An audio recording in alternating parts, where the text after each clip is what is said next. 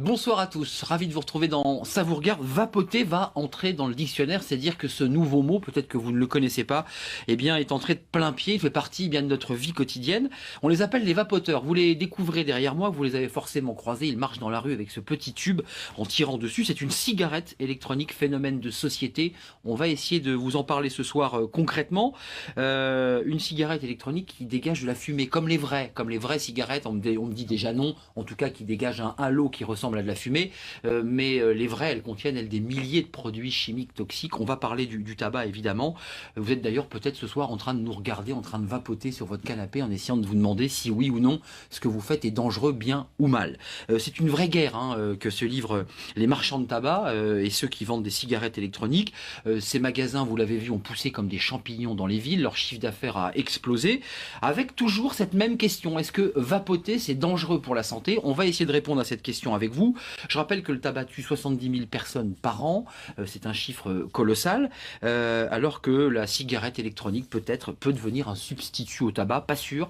En tout cas, le marché est florissant et l'Europe, on va en parler de l'Europe, elle a autorisé, c'est une décision importante, eh bien la vente libre. Certains souhaitaient que ces cigarettes électroniques soient vendues en pharmacie et considérées comme des médicaments, et les députés européens, eh bien en ont décidé autrement. Cigarettes électroniques contre tabac, la guerre est déclarée, c'est le titre de l'émission et on en parle ce soir. lcp.fr, c'est l'adresse de la chaîne parlementaire, vous la connaissez, vous pouvez vous inscrire pour devenir des sentinelles citoyennes. Le JDD.fr qui est notre partenaire, vous le connaissez, puis hashtag CVR pour les tweetos car l'émission est interactive. Merci en tout cas à tous ceux qui tweetent, on regarde vos tweets avec beaucoup d'intérêt. 4 invités sont avec moi, d'abord Olivier Véran, bonsoir. Bonsoir. Député socialiste de l'Isère, alors vous êtes médecin neurologue, c'est important, on parlera évidemment du cerveau et de l'addiction et vous vous intéressez à cette question, forcément dans votre métier, mais aussi en tant que député. Et comme citoyen. Et comme citoyen, et je me suis laissé dire que vous ne vapotiez pas, parce que je ne sais pas si on le mettra comme verbe dans le dictionnaire, mais j'utilise déjà le mot vapoter comme un verbe.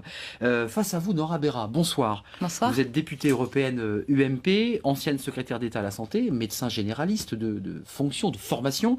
Vous faisiez partie de ces députés qui souhaitaient que cette cigarette électronique rentre dans la catégorie des médicaments. On en parlera avec vous. Soit réglementé par la loi du médicament. Du médicament, avec une autorisation de mise sur le marché. On reviendra sur ce point, il est important. Merci en tout cas d'avoir répondu à notre invitation. Avec nous un médecin, là encore, on va faire beaucoup de médical ce soir. Jacques Granger, bonsoir. Vous êtes médecin pneumologue au CHU de Périgueux et vous faites partie, vous êtes le seul en France. Centre hospitalier. Vous avez décidé de faire un rapport tout seul en vous disant mais je croise des patients qui fument, je vois des gens qui vapotent, mais qu'est-ce que contient ce produit? On va en savoir plus avec vous. J'ai lu que c'est votre étude, pas suffisante dites-vous d'ailleurs pour faire une vraie étude scientifique, on n'a pas assez de recul, mais 12% ça diminue le tabagisme chez 72% des fumeurs, cette cigarette électronique. On reviendra évidemment sur les chiffres. Et puis avec nous, Cyril Gégère, bonsoir. Bonsoir. Vous êtes buraliste à Paris dans le 8e arrondissement. Pour ceux qui fréquentent Paris, les bureaux de tabac, ils s'appellent la civette Élysée Washington. Et vous représentez ce soir la délégation des buralistes de Paris-Nord. Et ce qui est important, et on en parlera avec vous, c'est que vous avez décidé, vous, de vendre ces cigarettes électroniques. C'est important. Elles ne sont pas vendues que dans les petites échoppes qui s'ouvrent, mais elles sont aussi vendues, on ne le sait peut-être pas, chez les buralistes. D'abord, regardons ce reportage. Vous n'allez pas être dépaysé, Nora Berra, parce que c'était les vapoteurs qui se sont réunis en véritable communauté et elles ont manifesté il y a quelques jours, au moment du vote, de la prise de décision, de savoir si oui ou non il serait un médicament ou pas. Regardez, ils étaient devant le Parlement européen, mobilisés, vapotants. Vous allez voir, ça fait un beau nuage de fumée. Ils se sont battus et ils ont gagné leur bras de fer. Regardez ce reportage de Johan Rolla. Cette cause est juste. 7 octobre dernier, sur le parvis du Parlement européen à Strasbourg, un drôle de nuage de protestation. Vers le ciel pour leur montrer qui on est. Cigarettes électroniques au point, une assemblée de ceux que l'on appelle désormais les vapoteurs venus expirer leur colère. Dans leur collimateur, un projet au cœur de la directive européenne sur les produits du tabac vécu comme une menace, transformer le plaisir de ces anciens fumeurs en médicament. Ce qu'il faut aujourd'hui, c'est que la cigarette électronique puisse faire concurrence au tabac. Si demain on la renvoie en pharmacie, cette concurrence disparaîtra. Pour les accros à la nicotine, ça voudra seulement dire retourner à la cigarette. Et pour les nouveaux consommateurs, ça sera toujours la même rengaine. 25 à 30% des Européens vont continuer à fumer, commencer à fumer et continuer d'en mourir. 300 manifestants majoritairement français, venus avec une pétition de plus de 50 000 signataires. Si la cigarette électronique dérange, selon eux, c'est justement parce que son succès menace deux lobbies très influents au Parlement européen, tabac et industrie pharmaceutique. Que le chiffre d'affaires de la cigarette électronique en France a dépassé le chiffre d'affaires des substituts nicotiniques. On a l'industrie du tabac qui a perdu 8% de ses clients et ils sont tous en train de se dire merde, faut récupérer le marché. David contre Goliath. Selon la presse anglo-saxonne, les plus gros acteurs du tabac, Philip Morris en tête, auraient dépensé près de 100 millions d'euros pour influencer les parlementaires européens sur cette directive. Contacté par téléphone, le groupe n'a pas souhaité nous rencontrer mais confirme par un communiqué s'être engagé en faveur d'un durcissement de la législation sur la cigarette électronique. Au vu des développements technologiques et de leur potentiel en termes de santé publique, il est impératif que les autorités établissent un cadre réglementaire rigoureux qui régisse l'ensemble de ces nouveaux produits, et ce, y compris pour les cigarettes électroniques.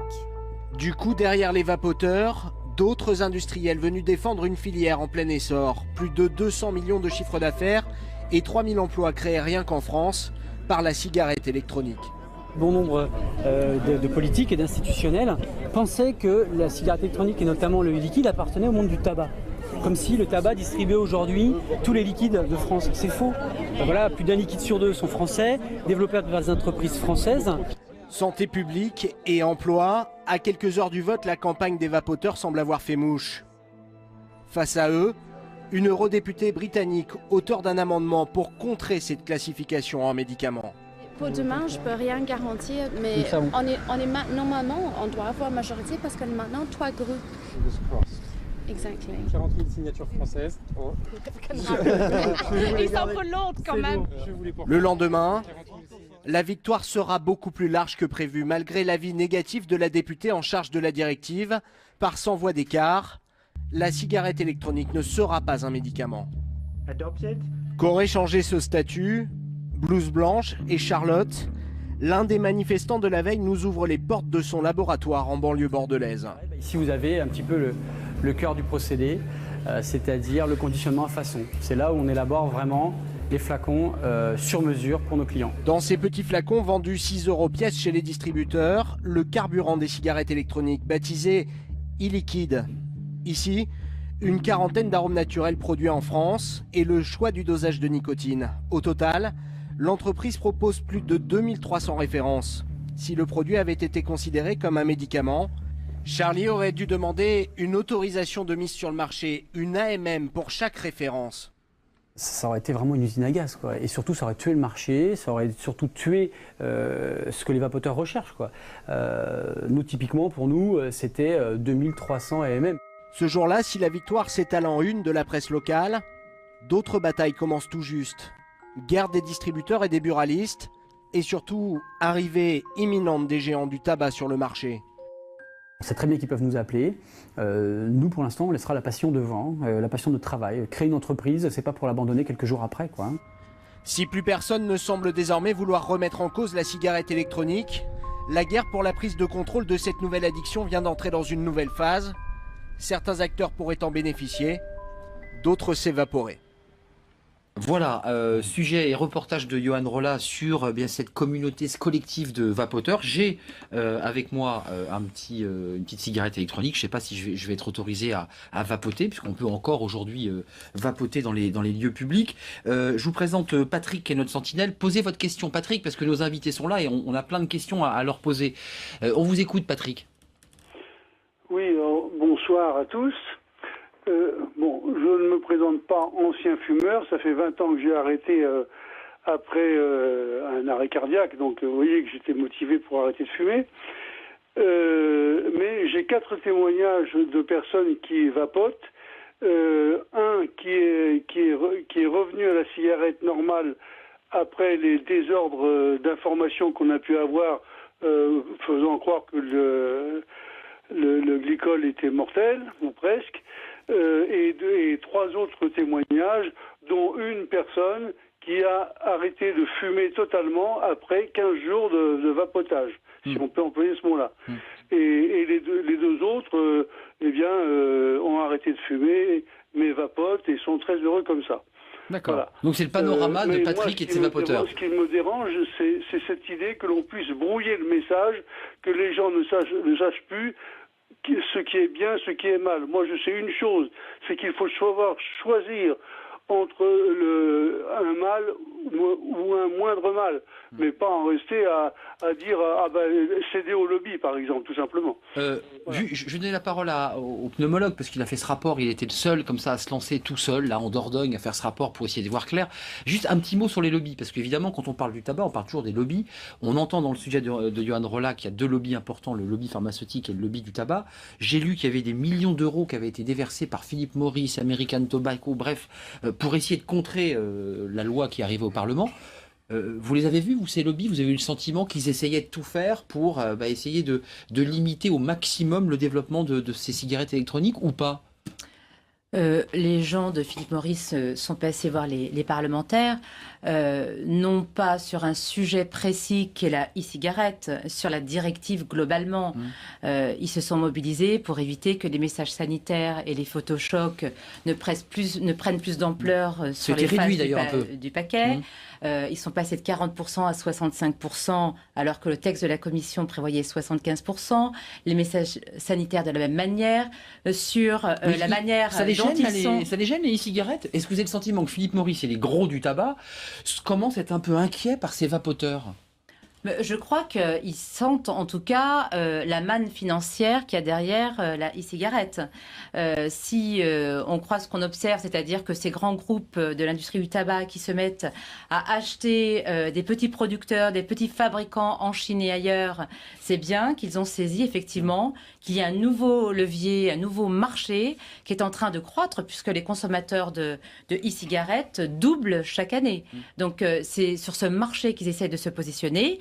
Avec effectivement une volonté de ne pas dénormaliser la cigarette, c'est-à-dire qu'en essayant de se mettre sur un créneau et entretenir effectivement les addictions à la nicotine. Il y a un marché, on va venir sur la santé, parce que vous qui nous regardez, évidemment, vous avez envie de savoir, là, en vapotant, c'est dangereux. Un petit mot du buralisme, vous avez essayé d'en vendre, vous êtes sur la même logique, vous dites, moi j'y crois, il y a un marché qui s'ouvre, je vends des cigarettes où je fais très peu de marge, on le sait que les marges sont très faibles, je m'ouvre sur un nouveau marché parce que les marges sont meilleures. C'est ça votre idée?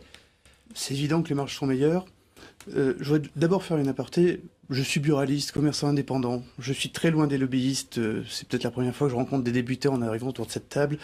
Donc évidemment, moi je me suis mis sur le marché parce que j'y crois. Parce que je pense que la cigarette électronique est ni plus ni moins qu'une évolution de la cigarette que nous connaissons aujourd'hui. Et que probablement dans 10 ans, la cigarette que nous fumons aujourd'hui n'existera plus en tant que telle. Elle aura évolué avec... On n'arrête pas de fumer, on vapote. C'est le prolongement... Une addiction à la nicotine qui mérite que le marché soit encadré, c'est l'objectif de notre démarche. Une addiction à la nicotine, clairement, mais une nicotine qui effectivement causera beaucoup moins de dommages qu'elle n'en cause aujourd'hui. Vous vendez des cigarettes. Quand vous vendez un vapoteur ou une cigarette électronique, vous avez le sentiment de vendre des cigarettes, vous aussi? J'ai le sentiment de répondre à la même demande du même consommateur. Intéressant. Olivier Véran, vous êtes médecin, vous travaillez sur ces questions sociales de santé ici à l'Assemblée. Vous dites quoi, vous, ce soir? Parce que tout le monde, on fait pas un pas sans voir quelqu'un qui vapote. Vous dites quoi? C'est un marché en plein développement, puis on va s'intéresser à la santé très rapidement, mais on est sur un marché en développement, c'est la marche de l'histoire, ou il faut essayer de le bloquer au maximum pour pas qu'il se développe Deux éléments de réponse. D'abord, attention au message qu'on envoie. On peut parler d'économie du tabac, on peut parler de l'économie du poison, le tabac reste un poison. Donc attention au message qu'on envoie quand on parle d'industrie, de lobby. Je crois qu'il faut avant tout placer le message sanitaire. C'est vraiment le message qui est important, et notamment pour ceux qui nous regardent ce soir. Le tabac reste un poison, le tabac reste l'objet d'une addiction qui touche les enfants, qui touche les adultes, vous l'avez dit, qui est responsable de 70 000 morts par an. Moi, comme neurologue vasculaire, j'ai vu passer malheureusement des dizaines, des centaines de patients qui ont fait des AVC pour avoir fumé ou trop fumer. Donc je crois que vraiment il faut se positionner de ce point de vue-là face à ce qui n'est pas un produit de consommation, mais à ce qui est considéré d'ailleurs dans la réglementation européenne et nationale comme une substance toxique dangereuse. Ça, je crois que c'est Vu pour le tabac. Je crois que c'est important parce que quand on parle de la e-cigarette, c'est pas la e-cigarette ou rien. C'est la e-cigarette ou la cigarette. Mais on peut aussi parler de rien. C'est-à-dire qu'on n'est pas obligé d'être dépendant de la nicotine. La nicotine est une drogue, une substance psychoactive qui provoque une dépendance fulgurante. Mon confrère à côté de moi vous le confirmera probablement, ça touche les jeunes, ça touche tout le monde. Vous trouvez un peu dommage que finalement... ça ne doit pas être la porte d'entrée dans une nouvelle addiction. Quand les gens entendent, ils regardent les jolis paquets, les jolis parfums, arômes pêche, on regarde ce que vous disiez, un tube qui est parfois plus ou moins sexy, qui peut être vendu je ne sais où, à tous les coin de rue, ils disent finalement c'est considéré comme quelque chose, un objet de consommation courante. Non, ça reste un objet de consommation d'une drogue. Donc si vous aviez été député européen, Olivier Véran, vous auriez quoi opté pour l'idée qu'on demande des autorisations de mise sur le marché comme on le fait pour un médicament? Ça aurait un peu freiné le marché quand même. Hein. Écoutez, le sens de l'histoire, je ne sais pas où il ira, mais quand on regarde les patchs et quand on regarde les nicorettes, les gommes à mâcher, c'est quelque chose qui était considéré comme un dispositif, plutôt comme un médicament. Mais j'attire votre attention sur l'histoire. Quand on remonte au 19e siècle. Je crois que c'était un médecin suisse qui avait trouvé un nouveau dispositif qui contenait de la nicotine avec une forme de tabac qui n'était pas dangereuse. Tout le monde a dit c'est super, il faut développer ça, on va lancer l'industrie, on va créer de l'emploi et puis on va inonder l'Europe avec tout ça. 19e siècle. Et puis quelques années plus tard, quand on a commencé à avoir du recul, on s'est rendu compte en laboratoire que ça allait mourir les rats. Donc on a dit bon finalement c'était peut-être pas quelque chose d'aussi inoffensif. Non, donc attention au message. Le message des lobbies il est aussi là, c'est qu'il y aurait une façon de consommer de la nicotine, il y aurait une façon de remplir ce vide, ce besoin qu'ont les fumeurs quand ils consomment de la nicotine, qui ne serait pas dangereuse. Moi, je crois qu'aujourd'hui, cette méthode n'existe pas. Donc, parlons des modalités de substitution. L'e-cigarette peut être une modalité de substitution. Encore que... Jacques Granger va nous l'expliquer. Juste, Jacques Granger, ça, ce petit tube, on va parler de tout ce qu'il y a dedans, parce que voilà, c'est ce liquide qui, avec un système un peu compliqué, va créer une fumée. Alors, vous me disiez dès le début de l'émission, non, c'est pas de la fumée. Enfin, en tout cas, on a le sentiment qu'il sort. Ce n'est pas de la fumée, donc c'est pas de la fumée, c'est de la vapeur. Qu'est-ce qui vous a pris, Jacques Granger, il n'y a pas de combustion, donc c'est pas de la fumée. Il n'y a pas de combustion, donc c'est pas de la fumée, donc c'est pas dangereux. Il n'y a pas de produits cancérigènes, il n'y a pas de monoxyde de carbone, et il y a très peu de produits irritants par rapport aux 4000 qui sont dans la fumée de tabac. Il n'y a pas de combustion. Donc on a parlé du nombre de morts, il y a combien de produits irritants très dangereux? Moi j'ai lu strychnine dans le tabac, c'est quoi la liste? Non mais dites-nous, on lit tout et n'importe quoi, dites tout, vous êtes le spécialiste. Formaldéhyde, acétaldéhyde... Non, je parlais des cigarettes, monsieur Granger, dans la cigarette. Il y en a plus de 4000. Je ne parlais pas de la cigarette électronique pour l'instant. Voilà, mais c'est quoi les produits dangereux dans la cigarette? Les produits cancérigènes, il y en a 50, 3-4 benzopyrènes en particulier. D'accord.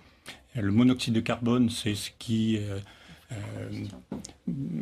asphyxie les gens quand il y a une mauvaise combustion d'un poêle, une chaudière. Donc ça, il n'y en a plus dans le vapotage de la cigarette, alors qu'il y en a bien sûr dans la fumée de tabac. Pourquoi vous avez décidé de faire un rapport? Moi j'ai lu votre rapport, un chiffre intéressant, c'est que finalement les gens que vous avez rencontrés vous disent quand même que c'est pas un substitut total, c'est qu'on fume des cigarettes, on continue à acheter des cigarettes, et puis on vapote. C'est ça finalement le 45% de votre étude. Il y a 8% je crois qui disent j'arrêterai complètement, puis 45% je continue. Ça restera la majorité, c'est-à-dire que ça ne convient pas à tous les fumeurs. Moi, je pense que par rapport à ce que j'ai connu pendant 35 ans, où il n'y a pas de progrès suffisant, puisqu'il y a, vous vous rendez compte, 73 000 morts, il y a moins de 4 500 morts sur la route. C'est inimaginable, on continue de faire des tas de réglementations, et j'y suis favorable pour réduire les morts sur la route, mais on laisse de côté 73 000 morts, c'est effroyable, et moi, ces morts-là, je les vois. Ils ne sont pas dans les journaux. Ils passent dans vos hôpitaux, enfin dans votre hôpital. Bien sûr. Et donc, on met en première page du journal local de Périgueux un motard sur la route, mais on ne met pas monsieur un tel ou madame un tel, parce qu'il y a de plus en plus de femmes et de plus en plus jeunes, est mort d'un cancer du poumon. Et moi, j'ai vu dans quelles conditions elle meurt. 73 000, donc c'est logique de voir s'il y a d'autres moyens que ce qui existe et qui continuera d'exister est utile. Donc ça, vous nous dites ce soir, parce que là, ce soir, on commence à avancer un tout petit peu, ce produit, cet objet qui me sert à fumer, c'est pas dangereux. Alors, au départ, je n'ai aucun lien d'intérêt et je n'imaginais pas, quand vous allez répondre, un de mes patients qui avait besoin d'arrêter de fumer n'y arrivait pas, m'a posé la question, mais qu'est-ce que vous pensez de la cigarette électronique? Je suis resté puisque je ne connaissais pas de quoi il s'agissait. Et puis j'ai des enfants qui sont ingénieurs à qui j'ai pu demander des références et voir de quoi il s'agissait. Et je suis arrivé à la conviction, mais au départ, je n'avais aucune orientation pour savoir est-ce que c'est bien, est-ce que c'est mal, est-ce qu'il y a des inconvénients. Totalement, je n'ai aucun lien d'intérêt, donc je ne vise pas quelque chose. Parce qu'on peut se dire comme ça, après tout, peut-être que derrière vous, il y a les fabricants de vapoteurs ou de cigarettes électroniques. Et vous dites, il n'y a que la vision, à mon avis, des pneumologues qui seront obligés, et maintenant, ça y est, les pneumologues se sont lancés dans l'avertissement que oui, en plus du danger qui est connu, archi-connu du tabac, et qui donne une dépendance énorme à égalité avec celle de l'héroïne, supérieure à celle de la cocaïne. La nicotine. Alors, dans la fumée de cigarette, il n'y a pas en dépendance en produits addictifs que la nicotine. Il y a beaucoup d'autres produits. Bien sûr, mais la nicotine qui est le plus... Vous avez réagi tout à l'heure quand j'ai présenté ce vapo, j'ai dit c'est dangereux ou pas. C'est dangereux ou pas, selon vous? Je vais reprendre un peu le fil de la directive. Le temps est venu de réviser la directive tabac au niveau européen, avec un objectif affiché. Lequel était-il? C'était d'essayer de rendre le tabac moins attractif pour les jeunes. La cible, ce sont les jeunes. Et donc, tout l'objectif, c'est de ringardiser la cigarette pour éviter effectivement cette croissance de consommateurs chez les tranches d'âge des adolescents. 35. Pardon, je remets les choses dans un contexte. La e-cigarette s'est imposée dans le débat. Personne n'était préparé pour justement pour positionner la e-cigarette. Ça a pris tout le monde de court. Parce que pour moi, ça existait depuis des années et moi je connaissais, alors que je ne suis que petit pneumologue et allergologue local. Donc c'est invraisemblable que pour la chose principale, dit l'OMS, et le ministère de la Santé en France dit la même chose, c'est la cause principale de décès évitables dans le monde. La cause principale de décès évitables par le monde. Moi, j'ai réussi à faire une étude alors que je ne suis rien et aucune étude officielle n'a été faite. C'est bien ça le problème. C'est bien c'est ce que je suis en train d'expliquer. C'est-à-dire que tous les pouvoirs publics et le législateur de surcroît essaie de faire avancer la question de la protection des consommateurs, et c'est un véritable enjeu de santé publique, on est tous d'accord pour faire ce constat-là. Comment on s'y prend? Donc aujourd'hui, la cigarette électronique, on s'est beaucoup interrogé, ça fait l'objet de nombreuses controverses. Est-ce que c'est un dispositif médical? Moi, j'étais rapporteur du texte sur les dispositifs médicaux suite à l'affaire des PIP, et donc on s'est interrogé s'il fallait le mettre dans la réglementation. Pourquoi vous avez souhaité, vous, médecin, que ça soit un médicament? Un objet qui est un produit contenant de la nicotine et inscrit dans la directive tabac. Pourquoi? Je vais vous dire pourquoi. Parce que justement, précisément, en réponse à M. Granger, c'est qu'on ne sait rien du devenir des substances qui composent bien ce liquide dans ces cartouches-là. On ne sait pas ce que ça va procurer dans l'organisme. Donc ce qu'on voit ici, de liquide, là... Excusez-moi, ce liquide, effectivement, il y a de la nicotine et il y a d'autres substances adjuvantes qui sont associées. Donc prudemment, vous dites, attention, ça peut être dangereux. Oui, parce qu'on ne sait pas ce que ça va devenir à l'avenir. Et moi, je vais vous dire, on n'était pas là, on ne savait pas comment réglementer l'arrivée du tabac. Le tabac, la cigarette est arrivée dans les tranchées en 1914, on a distribué des cigarettes comme ça. À ce moment-là, on ne savait pas qu'il fallait réglementer et que ça allait entraîner des morts, 72 000 morts. Attendez. En plus, voilà, il y avait un message qui était complètement inverse. Aujourd'hui, on a les outils législatifs, on sait comment appréhender justement des objets, des produits dont on ne connaît pas justement l'impact sur la santé publique. Donc il était temps de mettre un encadrement rigoureux pour se dire, puisqu'on ne sait pas ce que deviennent ces produits dans l'organisme des consommateurs, donc, prudence, principe de précaution. Régissons sous la loi du médicament, mettons en place une autorisation de mise sur le marché. Pourquoi ? Parce qu'un produit qui a une AMM, bénéficie le marché de ceux qui fabriquent le liquide. Non. Bénéficie d'une surveillance des effets indésirables et on peut effectivement retirer du marché dès lors que l'impact sur la santé s'avère délétère. Voilà. Moi, j'entends Jacques Granger qui nous dit « Le tabac tue énormément, ça, c'est moins dangereux que le tabac. » Je l'ai entendu. Vous dites « Attention, principe de précaution ». Qu'est-ce que vous dites, Olivier Véran, là?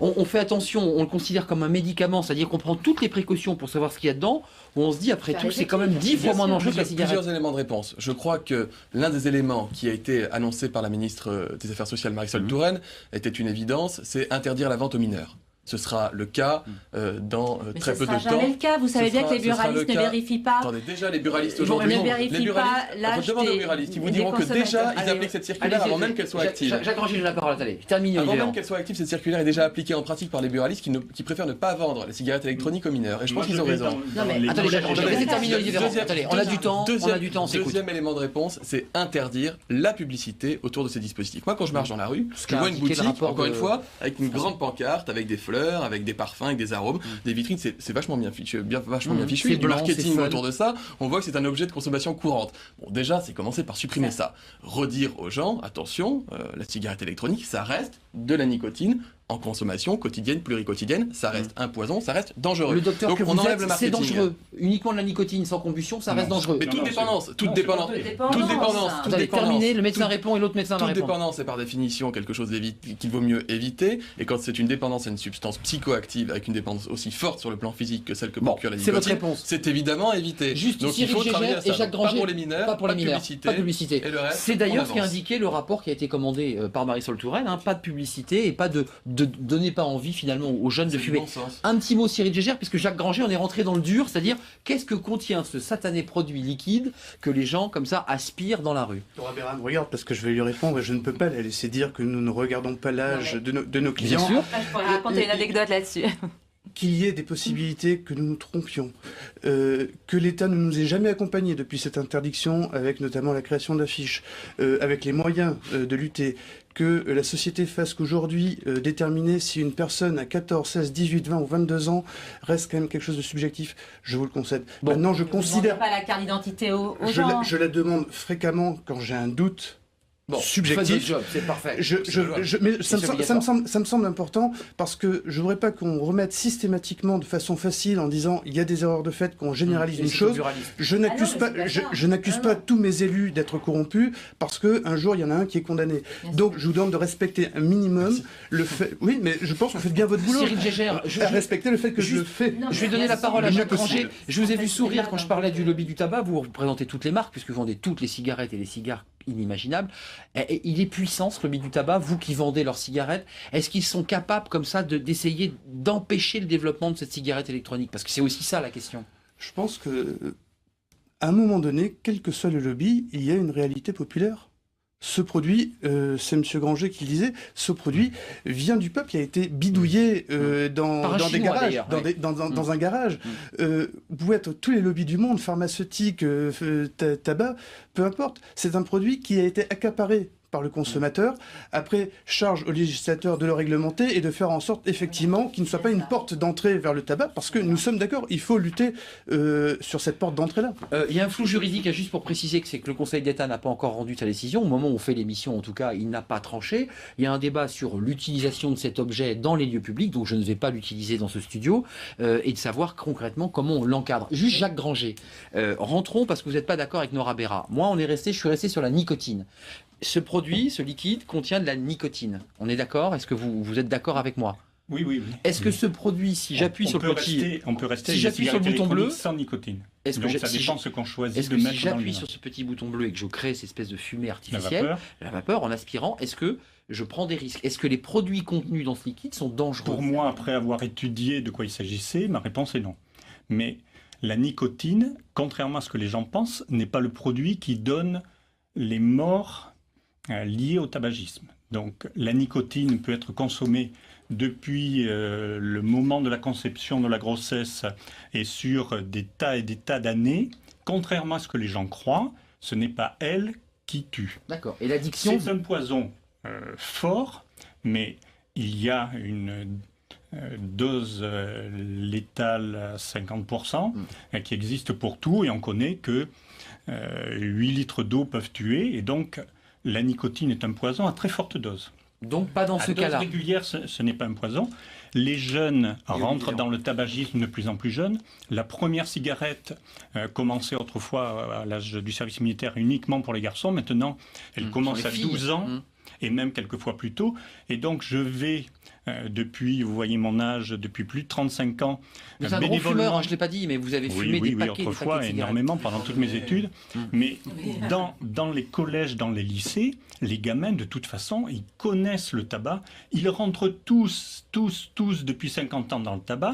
Et donc vous dites, la vaut mieux vision ça maintenant du danger du tabac est connue, archi connue, mais ne change pas le fait qu'à l'adolescence, si l'on est dans un groupe de copains où on commence à fumer... Je peux vous poser une question, Jacques Granger. Ce que vous dites, c'est que le tabac, c'est tellement dangereux qu'il vaut mieux ça, même s'il peut y avoir que des cigarettes qui tuent et qui sont dangereuses. C'est ça ce que vous nous dites? C'est une évidence, c'est une certitude.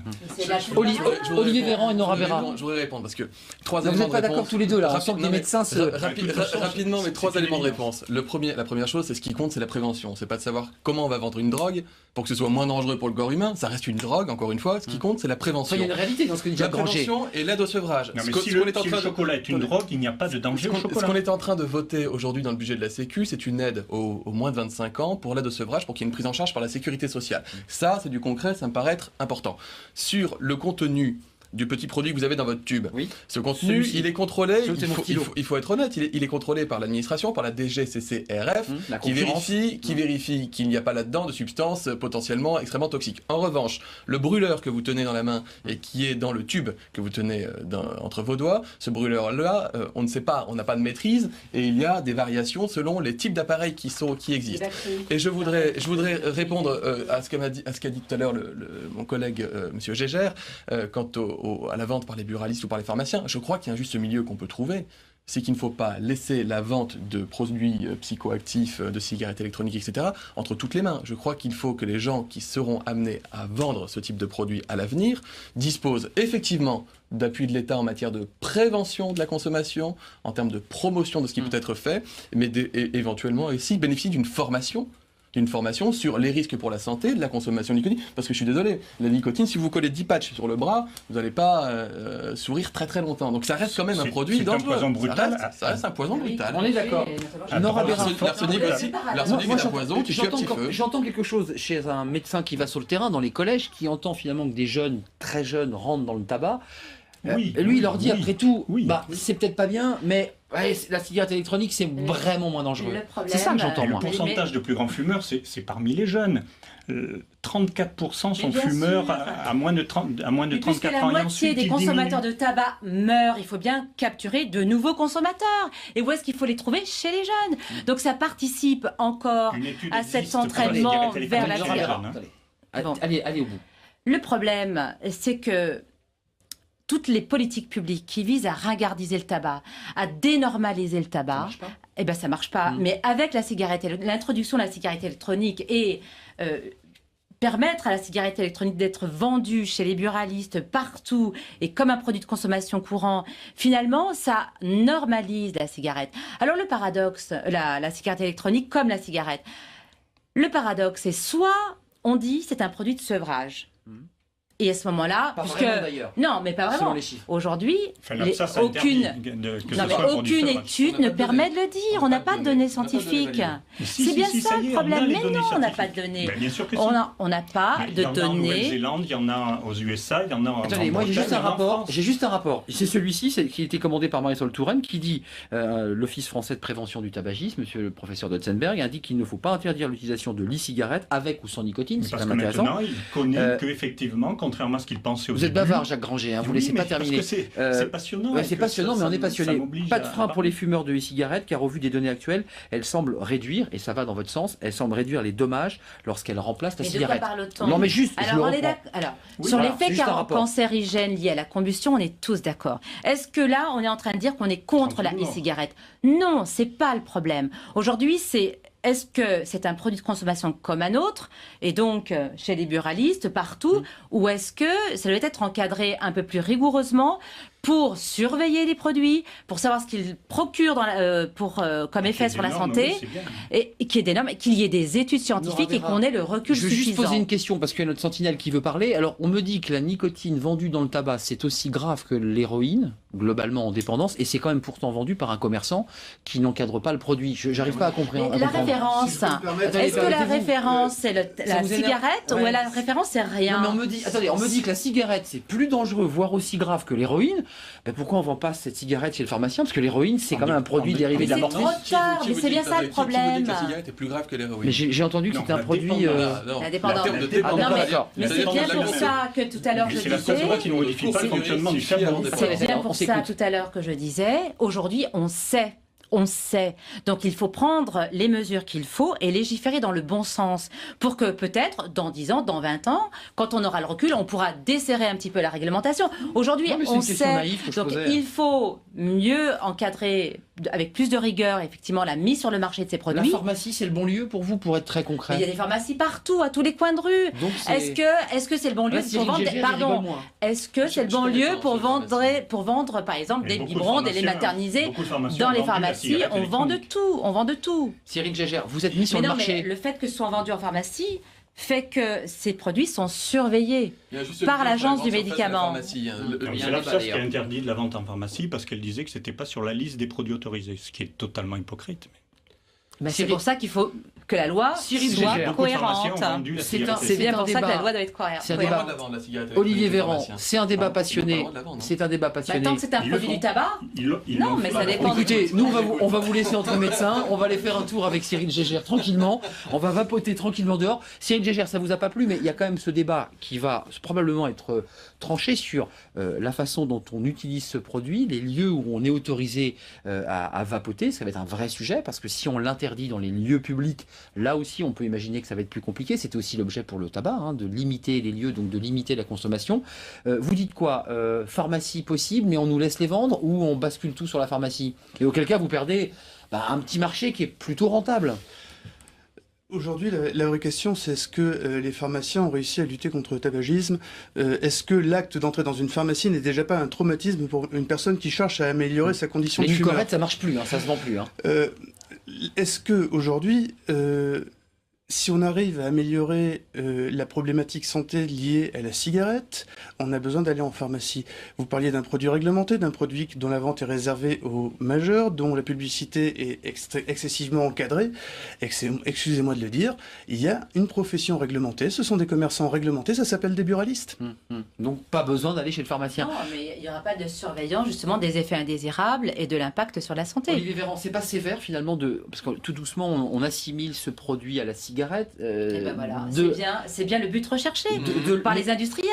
Ça s'appelle une cigarette, si je peux me permettre. Voilà, c'est la question que je voulais poser. Le docteur Granger disait... Il a des petits distributeurs pour l'instant. Il y aura, à coup sûr. Non, mais pour l'instant, le succès, c'est fait avec des petits distributeurs. Ça reste très petit. Je pense qu'il ne faut pas non plus négliger l'effet mode. Parce que vous parliez tout à l'heure... Vous pensez que ça va chuter? Écoutez, je ne sais pas si ça va chuter, je ne suis pas devin. Mais ce que je sais, c'est qu'il y a 15 ans, on parlait des gommes à mâcher, ensuite on a parlé des patchs qui se vendaient beaucoup. Imaginez qu'on ait... Et là je vous dis attention, mais c'est au niveau de l'emploi que je dis attention, parce que imaginez qu'il y ait poussé comme des champignons à l'époque des distributeurs de Nicorette ou des distributeurs de patchs. Aujourd'hui, ce serait quand même un petit peu compliqué pour la reconversion professionnelle. Donc faisons attention. Moi je crois qu'il y a un juste milieu entre la grande surface et la pharmacie. Je crois qu'aujourd'hui, les pharmacies n'ont pas le droit légalement de vendre ce dispositif.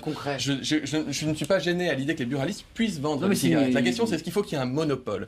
Est-ce que ça montre bien ce qu'on veut dire? Est-ce qu'on est dans une optique de remplacer la cigarette par l'e-cigarette en termes de sevrage, d'aide au sevrage, d'accompagnement, ou est-ce qu'on est en train de remplacer une pratique addictive par une autre? Si c'est une pratique addictive par une autre, c'est dans un bureau de tabac. Si on a une optique de sevrage progressif, mais pas forcément la pharmacie. Ou un autre espace. Des distributeurs agréés, dont les bureaux de tabac pourraient faire partie, avec de l'aide à la promotion, à la campagne de prévention des risques d'addiction, le suivi des jeunes, et puis effectivement, je suis d'accord avec Nora Berra, des études de suivi scientifique, avec des études un peu plus importantes, et surtout sur du long cours. On sache dans 10 ans, dans 15 ans, dans 20 ans. Mais je ne parle pas de l'étude de... sérieux, Jacques Granger, quand même, il a fait ça sérieusement. Je parle des études de Nouvelle-Zélande. J'ai une interview à vous faire entendre. Allez-y, Nora Berra. Sur le sevrage, par exemple, sur la e-cigarette, et de la vendre de façon comme un produit de consommation plutôt que de substitution d'ailleurs, quelque part, on n'en finit pas avec les comportements, justement. Avec les patchs, avec les gommes, on a une façon d'absorber le produit qui est différenciée par rapport à la cigarette. Pas comme ici, on entretient la gestuelle, on entretient les comportements, et c'est là l'effet pervers, parce que demain, par exemple, chez un buraliste, mais je ne veux pas stigmatiser les buralistes, mais c'est un fait, on va vendre des paquets de cigarettes, et juste à côté, on s'arrête plus facilement, on verra, puisqu'on ne perd pas son geste. Cigarettes, et c'est bien l'assimilation entre les deux, et on est bien quelque part en train de préparer le marché de la cigarette. Si on prend la cigarette de deuxième génération. C'est peut-être. Ce sera cool dans tous les cafés pour les jeunes de 18 ans. C'est la cigarette de deuxième génération. Jacques Granger, j'ai une interview à vous faire. Avec l'effet gadget. Jacques Granger, un petit mot. C'est attractif du gadget. Alors, mais 18 ans, c'est un droit. Mais voilà le problème. Ou la cigarette. Le droit de consommer de l'alcool, c'est pas pour autant qu'on encourage les jeunes à boire de l'alcool. Vous comprenez? Jacques Granger, c'est bien pour ça que j'adhère complètement. J'adhère complètement à la restriction de la publicité et de la vente. Ne perdons pas de vue qu'une pratique de consommation d'une substance psychoactive reste une pratique addictive et pas une pratique normale et naturelle. Et ce n'est pas comme du chocolat. Juste avant de vous faire entendre ce petit son, on va l'entendre tout de suite parce que, comme on dit dans notre jargon, il est prêt. On va l'entendre parce que ce sont des personnes qui représentent la communauté, le collectif des vapoteurs, entreprises ou usagers. Écoutez-le, on en débat juste après. C'est important pour nous parce que c'est notre business. En fait, on a créé des boutiques, on a créé des emplois, on s'est investi dedans. On prodigue des conseils à nos clients, chose qu'en pharmacie, c'est un produit quand même assez technique. Les pharmaciens, ils ont déjà assez de choses à vendre pour s'amuser à vendre 150 saveurs de liquide, 15 batteries différentes. Donc c'est un marché que je pense qu'il faut personnellement que ce soit mis en boutique spécialisée. Voilà, la question du débat pharmacie, boutique spécialisée, parce que ça c'est un vendeur qui a sa petite entreprise qui vend des vapoteurs. Alors lui, il n'est pas favorable à l'idée de la pharmacie. Sur la question médicale, restons un tout petit peu sur le médical. Il y a 60 millions de consommateurs qui ont fait une étude, qui se sont intéressés aux produits, comme vous l'avez fait probablement. Alors ils utilisent des mots très compliqués quand on n'a pas fait 10 ans de médecine. De l'acroléine et des métaux lourds, disent-ils. Vous confirmez qu'il y a ces produits, et c'est quoi l'acroléine? C'est dangereux ou pas, docteur? L'acroléine, c'est ce qui se libère quand on fait trop chauffer une casserole avec de l'huile. D'accord. Et donc dangereux ou pas? Mais c'est irritant. C'est irritant. Les métaux lourds, oui, sachez que c'est dangereux. Donc il n'y en a pratiquement pas. Donc à dose infime. Oui, par rapport à la fumée de cigarette. Par rapport à la cigarette. Mais voilà, c'est ça le problème. Mais non, mais il y a des fumeurs. Défendez-vous. Est-ce que ça n'est pas la solution? Ce n'est pas la solution puisque le Voilà, parce que je pense que Cyril Gégère est assez d'accord avec la même idée. Je vais obligatoirement prendre la parole. Il y a des fumeurs, je les vois, je les soigne, je vais dans les collèges, ils fument.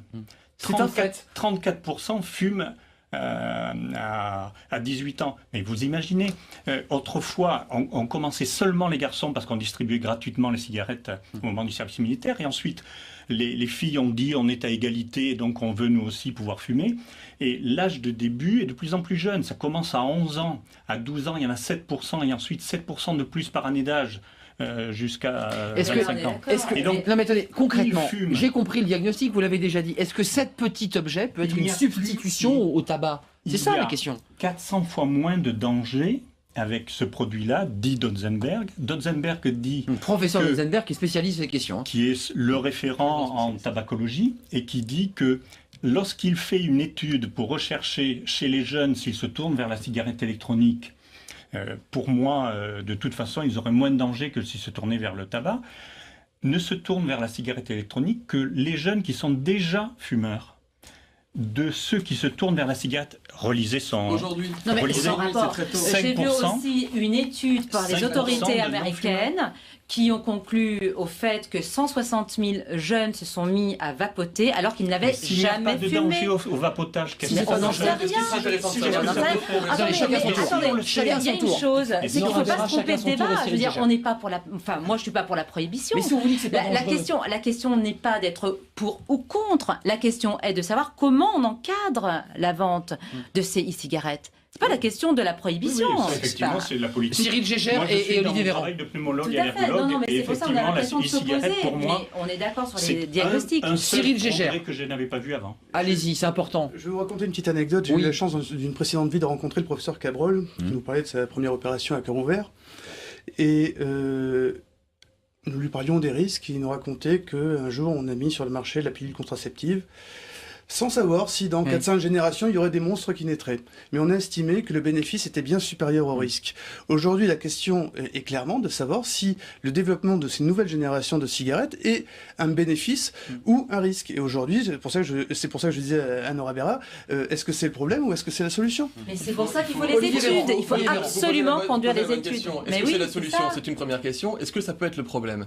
Moi, j'aimerais savoir, vous avez des doutes, vous dans aussi 10 ans, combien de jeunes auront démarré en vapotant et seront partis vers la voie du tabac pour une raison X ou Y. Non mais postulat que attendez, la vente va être interdite aux mineurs, c'est déjà le cas. Ce que je veux vous dire, c'est qu'on est dans du très court terme. Le vapotage est une pratique émergente qui se développe et qui se répand dans la population de façon phénomène, un véritable phénomène. Qui crée déjà des conditions économiques avec de l'emploi, etc. Et on le voit bien avec les manifestants à Bruxelles, et je peux tout à fait le comprendre. Donc c'est quelque chose qui va nous dépasser à la vitesse grand V. Donc où on réglemente, on contrôle, on fait de la prévention, on surveille, on évalue aujourd'hui, ou on se dit qu'on le fera dans 10 ou 15 ans parce qu'il y a urgence, et je pense que là, on n'aura plus de questions à poser. On ne pourra pas revenir en arrière. Donc, encore une fois, je crois qu'on est tous autour de cette table d'accord sur le fait de dire le tabac, c'est pas bien, le tabac, c'est pas bien, l'addiction, c'est pas un truc génial. Olivier Véran, probablement que l'addiction à les cigarettes est moins mauvaise que la tabac. On peut pas faire plus mal que la fumée de tabac. Il n'y a pas de produit plus dangereux que la fumée de tabac. Monsieur Grandjean, on ne dit pas qu'on est contre. Donc, que les fumeurs de cigarettes passent, switchent vers la e-cigarette, pourquoi pas? Mais il ne faut pas laisser penser on peut même faire une publicité.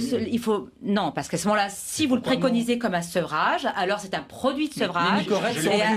Mais donc, sous le coup de la loi du médicament. Absolument. Il faut à ce moment-là mettre en place la réglementation adaptée. Un produit de sevrage, j'ai besoin d'en faire un produit de moins de toxicité. Si les gens vapotent et s'ils restent toujours dépendants, ils n'auront pas de bronchite chronique, ils n'auront pas d'effet vasculaire, ils n'auront pas d'AVC lié à ça, et ils n'auront pas de cancer du poumon. Je vais simplement répondre vraiment une phrase, c'est-à-dire que les gens qui switchent totalement vers la e-cigarette réduisent leur risque cardiovasculaire. Ceux qui continuent à consommer les deux fumant moins, mais vapotant un peu plus, ce qui est le cas de votre étude, le risque cardiovasculaire n'est absolument pas abaissé. Et donc, finalement, on ne résout rien. Non, mais il y a un débat, effectivement, sur l'utilisation. Certains jouent les deux, ils vapotent et continuent à fumer. Je l'ai dit. Patrick, rentrez dans le débat. Je ne sais pas si vous avez, comme ça, les fumées de notre vapoteur ou e-cigarette. Dites-nous, qu'est-ce que vous voulez nous dire?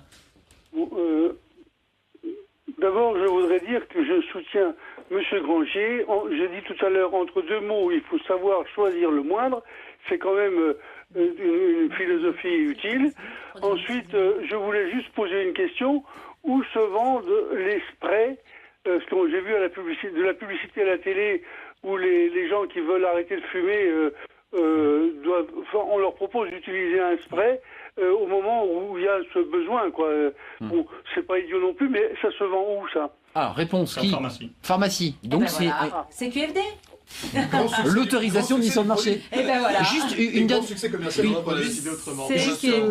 L'Europe en a décidé autrement, effectivement, pour l'instant. Et grand succès. Mais vous voyez qu'on a plein d'autres choses. Regardez, aujourd'hui, c'est la e-cigarette. Ça peut être le spray demain. Ensuite, ce sera peut-être un truc qu'on se met dans le nez. Après, on peut tout imaginer, un bracelet qui contiendra la nicotine. On peut avoir tout un tas de manières, de plus en plus tendance, de plus en plus marketées, d'avoir la consommation de ce truc-là. La dépendance, c'est parce que la nicotine passe en 1 seconde et demie. Et donc, les produits pour lesquels la nicotine passe lentement n'apportent de l'alcool par les yeux pour que ça aille plus vite. Donc on peut Attendez, juste une dernière question, il nous reste quelques minutes. Le débat a été échevelé, passionnant et riche, parce que je ne sais pas si on vous a éclairé en tout cas sur ces questions de dangerosité ou pas. Chacun veut plus d'études. Moi, j'ai lu en préparant l'émission que celui qui avait inventé cet objet, c'est un Chinois. On critique souvent les Chinois, mais c'est un inventeur chinois qui, comme ça, il fumait beaucoup. Il a décidé de créer une sorte de petit objet. Il a réussi à créer cette cigarette. Et devinez qui a racheté l'entreprise de ce monsieur? Imperial Tobacco. C'était ma dernière question. Vous avez le sentiment ce soir que finalement l'industrie du tabac va trouver un autre débouché économique et que finalement ça va être ça la suite de l'histoire. Vous le sentez ça ou pas? Ils vont tout cerner, ils vont vouloir tout contrôler. De toute façon, dès qu'il y a quelque chose qui émerge, à mon avis, des dispositifs comme les cigarettes qui n'ont pas vu le jour à grande échelle parce qu'ils ont été tout de suite captés par l'industrie du tabac qui l'a vite rangé dans un dossier, à mon avis, il y en a eu d'autres. À mon avis, c'est une innovation qu'on découvre aujourd'hui, mais il y en a eu d'autres par le passé. C'est évident que c'est une industrie puissante. Hein. Un lobby très fort. Bah oui. Il a été gêné par l'industrie. Vous êtes d'accord avec cette idée que finalement l'industrie du tabac est une sorte de mastodonte gigantesque avec des millions d'euros déversés pour empêcher les lois? Ils sont capables aujourd'hui de pouvoir mettre la main sur l'ensemble de l'industrie de la e-cigarette. C'est une mainmise et c'est une manne financière pour l'industrie du tabac. On le sait très bien. Aujourd'hui, je vous le disais tout à l'heure, c'est capturer de nouveaux consommateurs. Et la meilleure manière, c'est de s'adosser sur un marché émergent, séduisant, qui est assez, comment dire, fun pour les jeunes, parce qu'il faut attirer les jeunes, et pas dangereux. On a l'impression, on déresponsabilise, on normalise finalement le fait de vapoter, et finalement on passera de la e-cigarette vers la cigarette d'une manière tout à fait normale. Et ça, c'est le danger, en effet. C'est la mainmise de l'industrie du tabac. Jacques Granger est d'accord sur l'idée que c'est possible. Sur la fiscalité, parce que vous gagnez bien plus aujourd'hui avec la e-cigarette, moi j'ai cru comprendre que l'État commençait à se demander, Bercy, s'ils n'allaient pas pouvoir fiscaliser un peu plus la réussite de la e-cigarette. Ils ont perdu 9% sur les ventes globales, donc c'est moins de rentrée fiscale pour l'État. C'est une bonne nouvelle, mais c'est moins d'argent qui rentre. De pas dire que la consommation de tabac baisse est une mauvaise nouvelle pour l'État. Les coûts liés à la consommation, les coûts humains et les coûts financiers sont beaucoup plus importants quand on consomme du tabac que quand on ne consomme pas. De rentrée fiscale, 47 milliards de coûts sociaux liés au tabac. Donc vous voyez qu'il y a pas photo. Supprimer le tabac et on refait le budget. Cyril Gégère, comment vous voyez cette question sur la fiscalité? Parce que c'est aussi un enjeu économique, vous êtes un commerçant. Je la crains, clairement, oui, je suis commerçant et l'objectif pour moi c'est de dire, voilà, c'est un produit qui doit être complètement réglementé et ne pas le laisser entrer, ne pas permettre à des jeunes d'entrer sur le marché de la cigarette avec une e-cigarette. Après, évidemment, je préfère avoir un produit qui ne soit pas surtaxé, ne serait-ce, et nous le voyons d'ores et déjà en Italie d'ailleurs, qui est un pays qui a choisi de taxer la e-cigarette au même niveau que la cigarette. Premières études, retour au tabac. Donc j'invite les politiques qui sont autour de cette table et bien plus loin à être raisonnables. Et j'en reviens toujours cette question, est-ce qu'il faut choisir le moindre mal ou chercher la solution radicale, définitive Ça sera le mot de la fin, Nora Berra, pour conclure. L'avenir, c'est quoi? C'est retour de ce vapo en pharmacie, terminé. Le débat n'est pas terminé. On rentre à la pharmacie ou dans un lieu protégé. Arnaud Ardouin, le débat n'est pas terminé au Parlement européen, puisque nous avons entamé aujourd'hui la phase de trilogue, c'est-à-dire la discussion, la négociation entre le Parlement, entre le Conseil et la Commission. Donc nous verrons, le trilogue a démarré hier, il y a une réunion qui est fini hier, et donc en ce moment, je crois que les discussions sont autour du taux. Il y aurait un taux en deçà duquel il pourrait être vendu partout, et au-delà duquel il pourrait être vendu en Merci à vous quatre. Je remercie Jacques Granger, Olivier Véran, je vous remercie parce que vous reviendrez nous parler peut-être du PLFSS. J'ai vu que le Conseil d'État allait trancher dans les jours qui viennent justement sur cette cigarette électronique dont on a parlé longuement. Jacques Granger, merci d'être venu de Périgueux nous parler de ce rapport que vous avez fait, parce qu'il y a très peu de rapports, voire aucun, sur cette question, et les politiques en attendent pour faire la lumière. Merci à Cyril Gégère, buraliste dans le 8e. Merci à Nora Berra d'être venue du Parlement européen. Merci à vous, merci à Patrick de nous suivre. On se retrouve lundi, on parlera de l'immigration.